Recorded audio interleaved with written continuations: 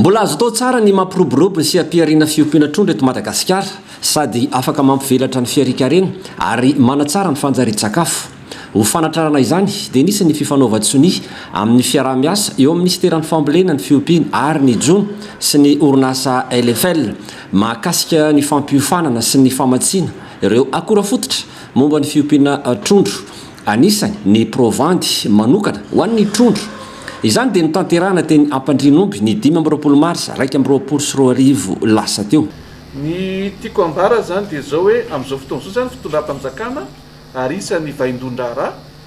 indrindra taorinan'ny zao krizy izay lalovantsika amin'ny resaka ara-pahasalamana zao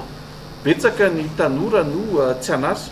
na very asa na tsy manana n'izay antom-piariana mazava zay dia ametraka zany fanjakana indrindra amin'ny alalan'ny ministera ny fanohanana manokana ny tetikasa ny tanora eto Madagasikara amin'ny fandraharana maro na amin'ny lafiny fambolena zany na amin'ny lafiny fiompiana na amin'ny lafiny fiompiana trondro toy izao atrehantsika androany zao.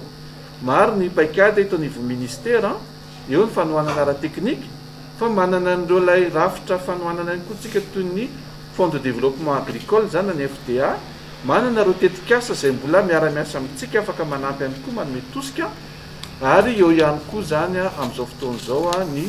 fandarana fiariana izay petraky ny fitondram-panjakana entina manohana an'izany fidirana ny sehatry ny matianina amin'ny fiariana famokarana eto Madagasikara zay. Orinasa manana ny traikefany nandritra ny 12 taona eo amin'ny famokarana provandy ho an'ny biby fiompy ny orinasa LFL ary roa taona izao no niompanany tamin'ny famokarana provandy ho an'ny trondro. Ny orinasa LFL sy ny groupe Eclosia dia efa ela no niara-miasa tamin'ny ministera dia ity ataontsika androany ity tena hoe fampitantana foana mihitsy zay. Dia ity ataontsika androany ity dia mbola anisan'izay ihany hoe ampiroborobo foana zany ny fiompiana. Ny anay moa dia izay mihitsy hoe ny mpiompintsika zany dia tokony ho tonga amin'ny sehatra matianina hatrany ary ireo olona izay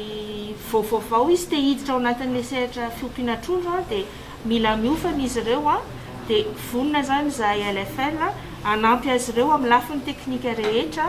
ary koa ny tanjona hatrany dia hoe manome vokatra manaraka ny fepetra rehetra manaraka ny fenitra rehetra izay tena ampihety tsara ny fiompian'ny mpiompintsika. Aritra roa taona izao fifanarahana eo amin'ny ministeran'ny fambolena ny fiompiana ary ny jono sy ny orinasa LFL izao.